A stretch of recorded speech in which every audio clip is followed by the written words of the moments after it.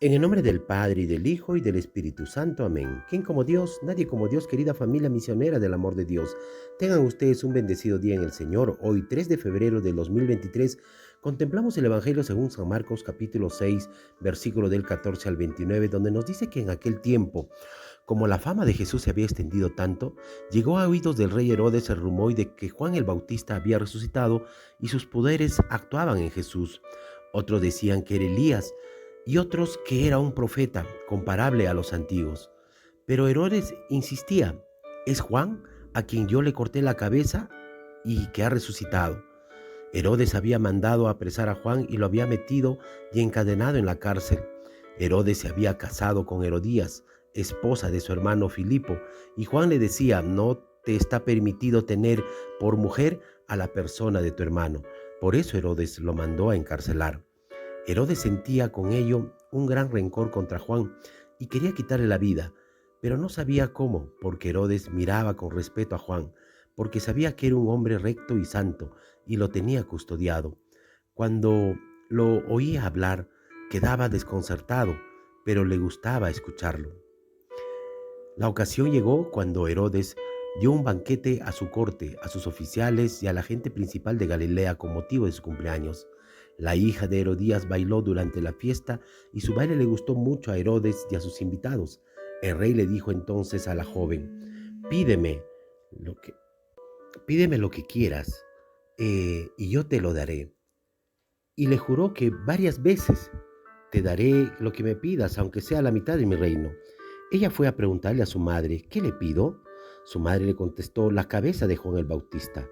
Volvió ella inmediatamente junto al rey y le dijo: quiero que me des ahora mismo en una charola de la cabeza de Juan el Bautista.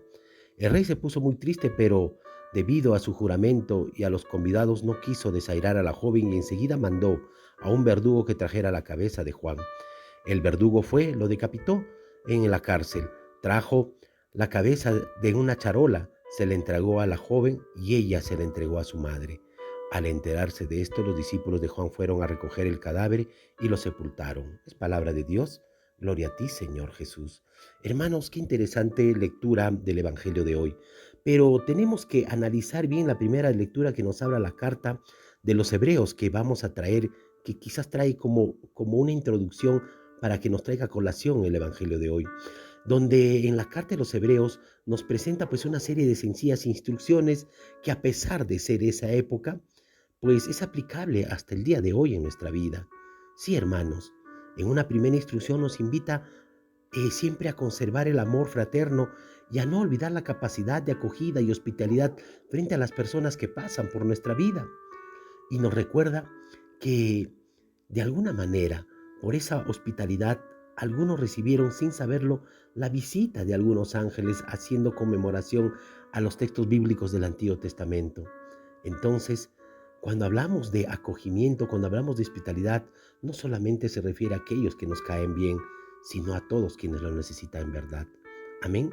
Pero también nos da una segunda instrucción que nos invita a no ser indolentes frente al sufrimiento de los demás, y nos invita a acordarnos de los que están presos en las cárceles, pues en los centros de reclusión han existido siempre. Y muchos de nosotros sabemos que siempre ha habido inocentes en las prisiones, de alguna u otra manera condenados injustamente. Te pregunto, ¿alguna vez te has tomado el trabajo por lo menos de orar por los encarcelados, de orar por ellos que están mal? Creo que es muy difícil entrar a una cárcel cuando se está en un lugar o en circunstancias equivocadas, pero qué tan fácil es salir de ellas, ¿no? También nos invita esta carta de los Hebreos como reflexión a ser compasivos con los que son maltratados. Pues, hermanos, tenemos que ver mucho, tenemos que analizar bastante.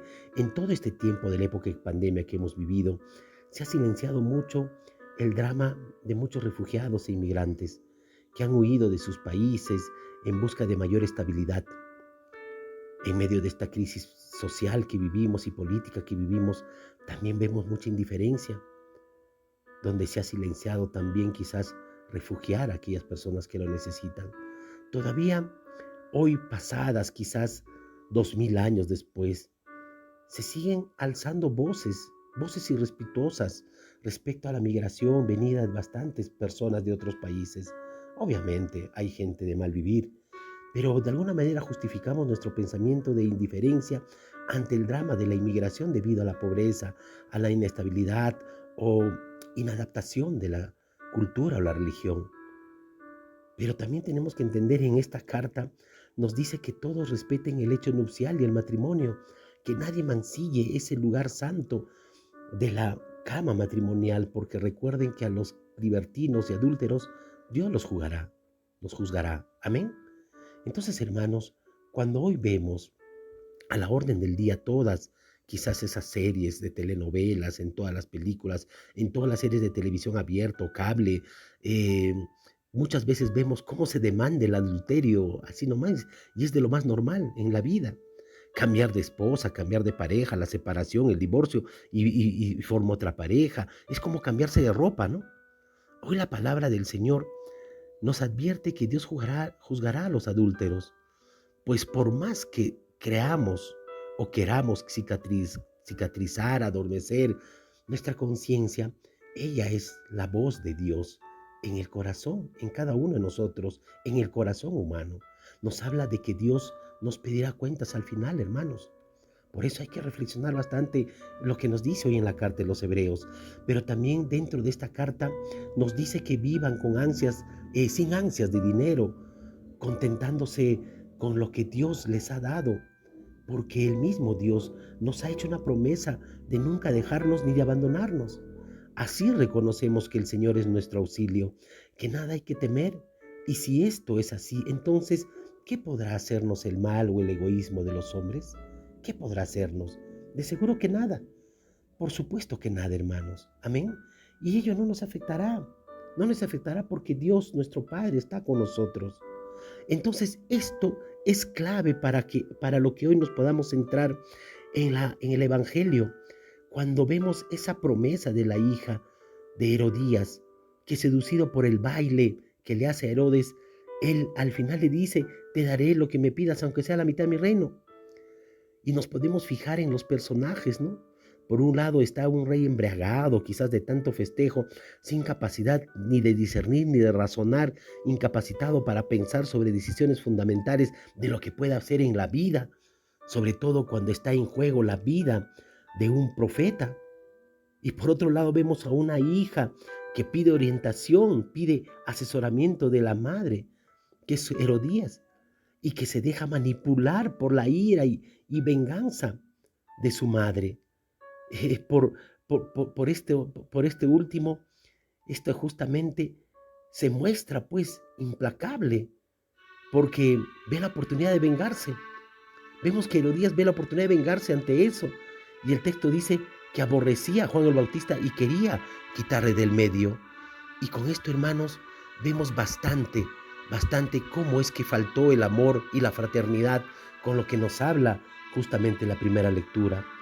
Pues vemos que la embriaguez, la incapacidad, la desorientación, la manipulación y venganza dieron por aniquilada la vida de un gran profeta como la que fue Juan.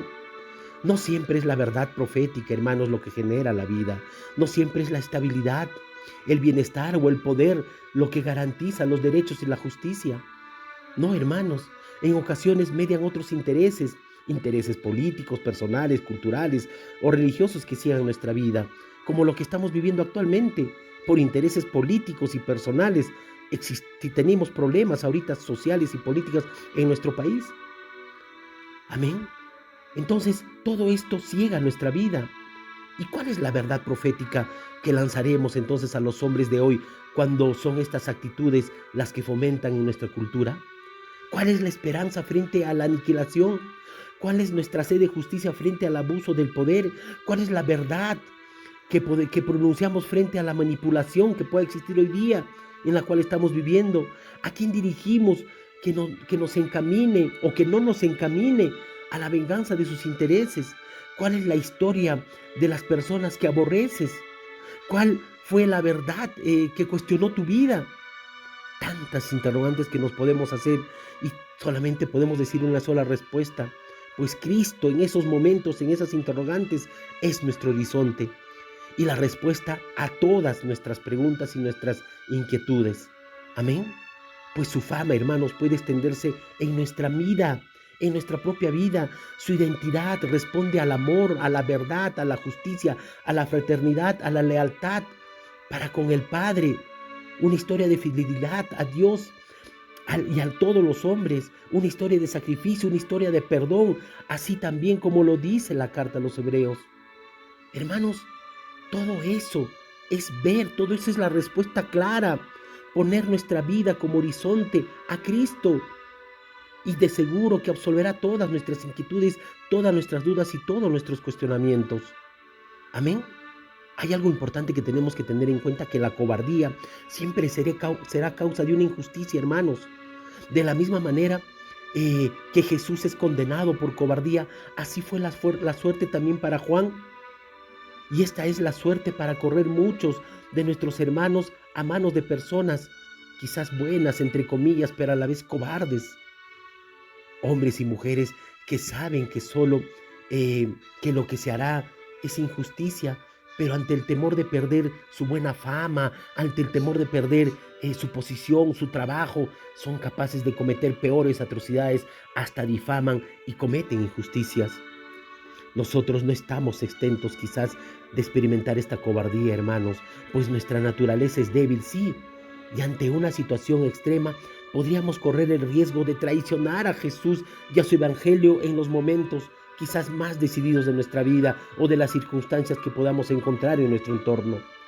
De ahí la importancia de la oración y de la vida íntima con Jesús para ser fuertes y valientes como lo fue Juan. Amén. Ya lo decía siempre nuestro Señor Jesucristo en el Evangelio, cuando subió al monte a orar, llevando a Pedro, a Santiago y a Juan, les dijo: velen y oren para que no caigan en la tentación. Cuando se presenta ante nosotros una situación de injusticia, no hay lugar a duda para la cobardía, hermanos. No la hay. Amén. Pues el amor a Cristo nos apremia y habrá llegado el momento de mostrarnos verdaderamente como cristianos.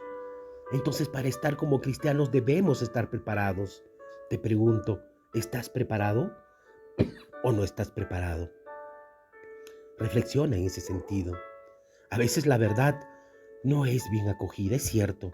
A veces la verdad duele cuando a uno le dicen, porque no queremos aceptar y nos ponemos barreras y nos decimos: yo soy el pobrecito o la pobrecita, yo soy la abandonada o el abandonado, yo necesito mayor oportunidad que tal o cual persona. Porque la verdad, muchas veces cuando se dice no es cierto lo que tú dices, muchas veces no es bien acogida. No es cierto que por ser pobrecito, pobrecita, mereces tal o cual puesto o tal o cual oportunidad. No es cuando le dices con verdad. Una llamada al cambio, hermanos, a la conversión, no siempre tiene una respuesta positiva de las personas. No siempre. Pues siempre puede haber resistencias tanto al cambio como al amor que se nos brinda. Amén. Cuando no respondemos a la llamada de la fe y no consideramos la verdad de nuestra vida, puede ser motivo para desatar actitudes que van de la depresión de nuestra misma vida a la nulidad de esa estabilidad de nuestra propia vida. Entonces, hoy reflexionemos, tengamos ese amor fraterno, practiquemos siempre la justicia, busquemos siempre la verdad y seamos valientes y estemos preparados para ello. Señor, dame lo que me pides y pídeme lo que quieras. Amén.